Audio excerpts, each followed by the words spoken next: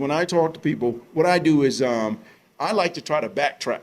What I try to do is I try to check their steps, like to trace their path. They come in and sit in and talk to me today, but the reality of it is that they crossed a lot of paths before they got to me.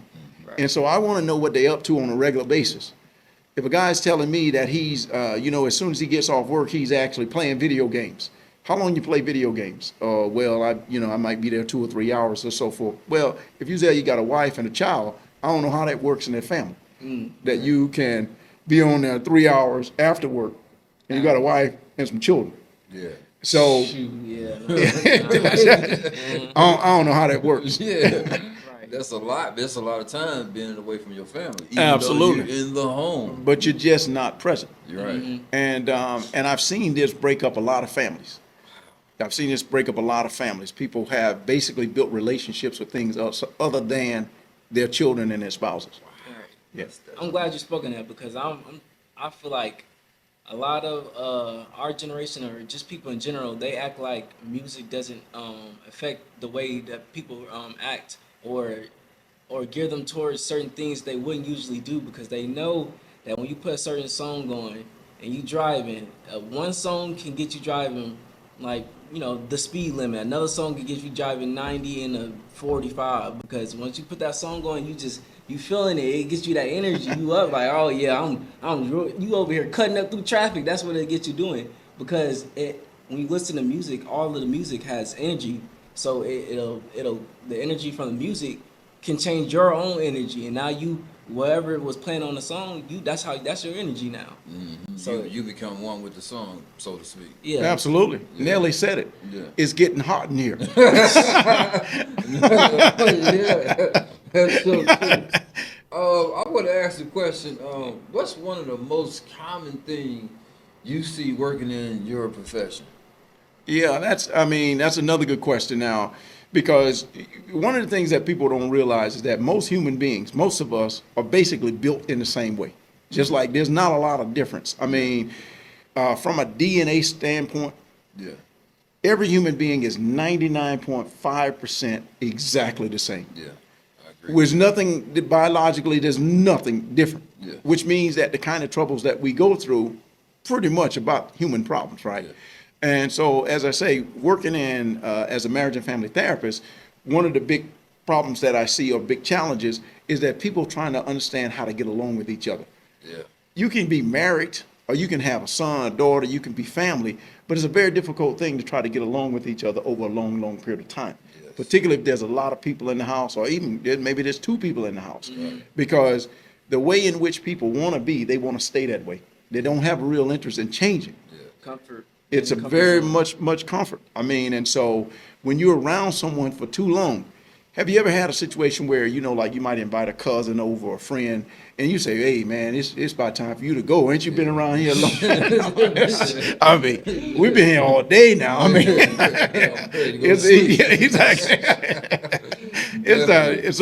so imagine having to be in a home with someone all the time on a regular basis. And that's how you breathing feel. the same, breathing the same air. It's definitely crazy to say that because along my journey with growing and healing, I found that the more I come to understand myself and be able to heal myself, I understand other people, and it's like one, it goes hand in hand because the more I understand myself, I can understand how other people react to certain things, or just I feel like get more along with other people because I understand myself. So I guess that I feel like that really does play a part because when you healing yourself, you have to understand a lot of things that happen, and you just have to look back on your past and start understanding a lot of things, and that allows you to understand things about other people because you know that this can cause this to somebody to act like that, and you can just see it in other people. I feel like. Oh, yeah. So that's definitely helpful. Yeah, and I think you're right on the money with that too, because most people don't realize, right? A person is multiple people at any given time. Yeah. There's no such thing as a single personality. Yes. I mean, they're multiple with multiple people. Yes. I mean, if you think about it, right? If you ask one person to introduce yourself, depending upon what audience they in, they're gonna give a different Yep. introduction. Ooh. I mean, Definitely, yes. I mean, it's gonna be a different introduction. So who are we really talking about?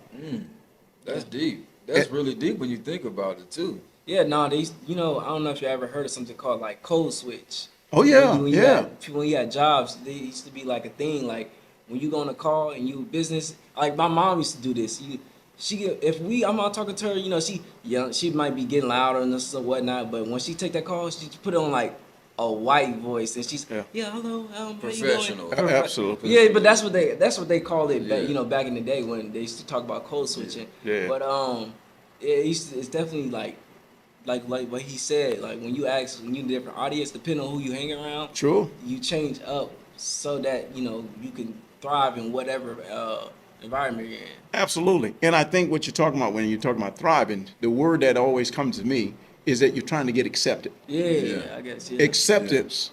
If I tell my story in a certain way, then I feel I'm going to get accepted in a different way. But that's why I said there's multiple personalities. Yeah. So there's not just one personality. It's always multiple. Well, do you see that in some of the people that you work with, and are they, when you see it, do you point it out to them, and if you do they see themselves once you say, hey, look, you know, one minute you was like this and the next minute you're like that? Yeah, it's a tricky business though, because I can almost pick it up instantly. Yes. Because I know that when they come to me, that they want to make sure that their self-esteem is intact. So they're gonna tell me the story in a way that's gonna keep them whole. Yeah. It's So- like they do it so like they feel accepted. Absolutely. Yeah, like so- I got to be impressive. Now, and the reality of it is that as a therapist, I can get caught up in that. If I meet somebody that I think, oh man, this person is impressive, Yeah. then I might try to cater to them in a way until I catch myself and say, hold on now, this ain't hold on now, you making me do things that I would not normally do. Let me get back in order. And he talking so good. Yeah. It's like, why you even here to see me? Exactly. If everything's so perfect. Exactly. You know, because I think a lot of people are so afraid of being vulnerable. Absolutely. So do you think that's why people put up this certain prestigious look on themselves, like they belong in a certain tax bracket, or I'm this, I'm that, when you came for me for help? You Absolutely. come to brag about yourself. Well, but that's all they know. Yeah. See, the only thing they know, they've been putting up that front, if you will, all the time. Yeah. And now the front don't work anymore.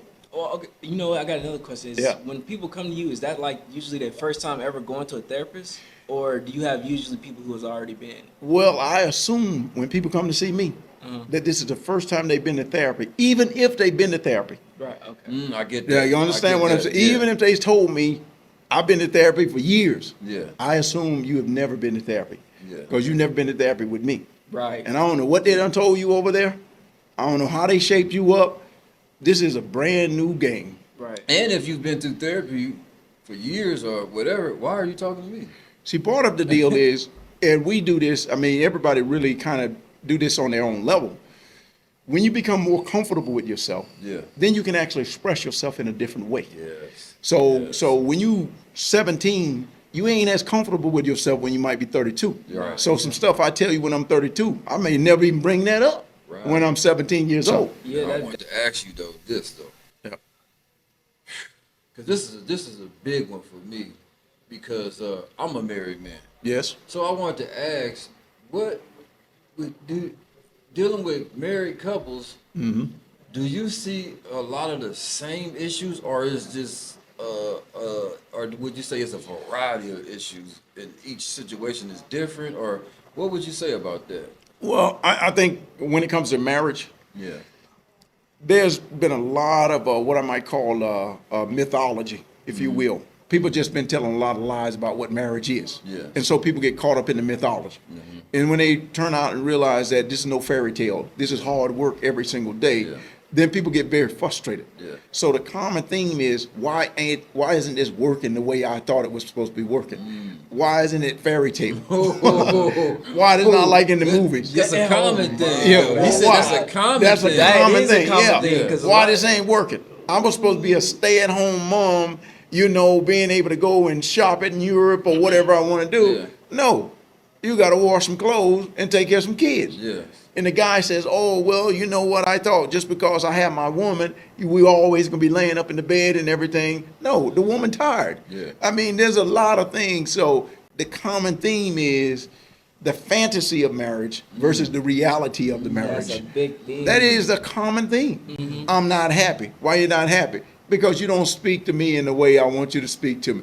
You don't make this amount of money. You don't do this for me. You didn't say this. Man, I got my own life to live. I don't have time to be trying to spend all my time with that. But the common theme is the fantasy versus the reality. Yes. And a lot of people simply just cannot take that Fantasy versus the reality. They need Yeah, to it's get out hard. the- It's hard to accept. It's hard to accept. A lot of them have been programmed by the things they watch, like the movies, the princess movies, or the movies they love the most, and they think that this is how that's supposed to go, how they want it like this. And like you said, they're living in a fairy tale. Because the thing about even dealing with really anybody is just not always gonna be black or white. It's gonna be. It's like your own life. You're gonna go through different things. It's gonna be ups and downs, and you might have to just. It's gonna be a battle with the person. So you're gonna have to go through different phases. It's not always gonna be the same with that person. It's gonna be. I mean, and I don't know, because some people say that don't try to force it or whatnot, but it's kind of like if you really feel it within, you gonna keep going. Like I don't know what I'm trying to say exactly. No, I follow what you're saying. I mean, I think the reality of it is, see, in the fantasy, spouses don't snore. They don't get COVID. They wake up, they ain't brush their teeth. Yeah. I mean, there's a lot of things that go on that is never shown in the fantasy. Yeah. That's reality. Well, I want to say, you might, son, you probably don't know this, but I'm going to speak on this anyway because you know how we do anyway. But it was a time when my wife was going to leave me. And she was actually like, this what she was really going to leave. Yeah. And we talked and we was talking.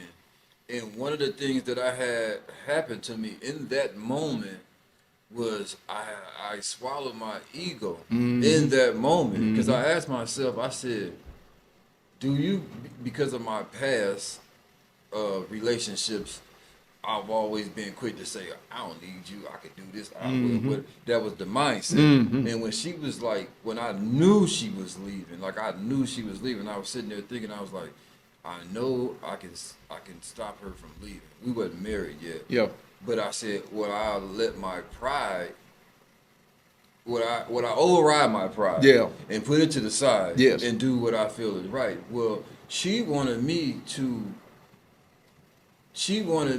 what she was asking out of me was something that I felt was fair. Yeah.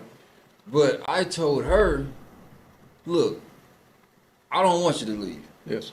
I don't want you to leave. I'm just being honest with you. And I was like, and I told her, I said, the things that you're asking me to do, I'm going to be honest with you. I don't know how to do them. Yeah. But I'm willing to try. But I don't know how because this is where I come from. This is how I was raised. And these are the things that I know. This is what I've been taught. So I'm doing what I've been taught. Yes. And I know it's hurting you, but I don't know how to do anything else. But I'm willing to learn how to do something else. And that saved my relationship. You see, that's a big thing right there. Instead of like, you allowing your ego to, go ahead and take over. The big thing that you did right there was communicate. And before you just decided, this is not something you want to even try to go through or try to fix, you decided to, have a conversation. You took the time to be vulnerable in that moment and say, because of what you've been through, because of what happened, you don't even understand how to give, how to act like how she wants you to act or not. But you said you're willing to try. So that's a big thing that you don't see in a lot of relationships nowadays. The communication is not really there. People like to be toxic and whatnot, but the fact that you were able to be vulnerable in that moment and then say that you wanted to try is something that's not common, and that's. When I think when it comes to marriage too, is that like what you were talking about, I always try to teach my clients that the maturity that got you together will never be enough to keep you together. That won't be enough. whatever level of maturity you got each other will never be enough to keep you together. You're gonna have to keep growing up. Yeah. And most people want to still stay at the same level of maturity in which they acquired the person versus continue to grow along the way. Wow, that you just made me realize a It's couple things. amazing. I said, ooh. That was powerful. Yeah. Wait a minute. I hope y'all listening to this because this man is dropping jewels. He's dropping things that you can take with you and not only live your life, but you can also pass it down from generation to generation. So please take heed to what is being said. This is real life situations that we all need to take heed to. Did you have a question? Nah, yeah, I was just thinking about my own situation where he said like the maturity that got y'all together is not gonna be able to keep y'all together going on, and you had to change or whatnot. But I remember like back when I was in a relationship, I was in a relationship for 4 years, but towards the end, you know, I realized that being in that relationship, I was still stuck being that same person, you know, I guess for like when I went in. Mm-hmm. So another thing I realized I needed to do was figure out more about who I was on my own besides being in a relationship, because I had been in one for so long. I just got used to just doing, you know, being around that person, hanging with them, and just doing things with them. Sure. But what does my life look like without them? Like, what am I, you know, what would I be doing and whatnot? And I'm still young, so I'm like, this is something that I need to actually start thinking about. Absolutely. And that was a big change. Well, I think too, the other thing about the relationship that's very important that I try to teach my clients too, is that when people are emotional, they actually regress to a younger age. Almost immediately. Oh my God! Almost, Yes, you know, almost hey, immediately. that's the truest thing, because when you get in an argument, Almost when you get in immediately. an argument and they start getting mad, they start hitting the blah blah blah blah blah or that's They childish. start acting immature. Absolutely. Like you They back down. They're back on that playground or out there fighting over some balls or whatever the case may be. Like, I always ask people, what age are you when you actually argue? Would you say when someone does that? Would you say that's them showing where they need to heal at? Absolutely. Okay. I always ask a person again, if you're in conflict, I need to know what age emotionally you are in that conflict. that's so true. Not chronologically. I asked a man one time, I remember distinctly recall, I said, how old were you when you slapped your wife? Now, he was chronologically 44 years old. Right. He said, I was 44, I'm 44. No, we started digging around. 14. Ooh. That was the first time he saw his father slap his mother. So it was registered in his mind Yes. at 14 Yes. that this is the right thing to do when you feel upset. Yes. So now he's 44. He done regressed all the way That's back. 30 years. 30 years. Yes. And now he expects to be a man in the relationship, and he already regressed all the way back there. Yeah. Child. And the woman, you know, to her credit, she fought him off. Yeah. And I said, how old were you when you fought him off? She said, I was 8 years old. That's when I fought my uncle off from trying to molest me. Wow. You understand what I just said? Wow. Now hear that. Now hear that. Yes. That is powerful. That's a regression. That is So powerful. when you're in conflict, always ask yourself, how old am I? And if it takes me to a certain place, that's the place in which I got to grow up from. That's that moving that maturity from where you start to what you need to get to stay together.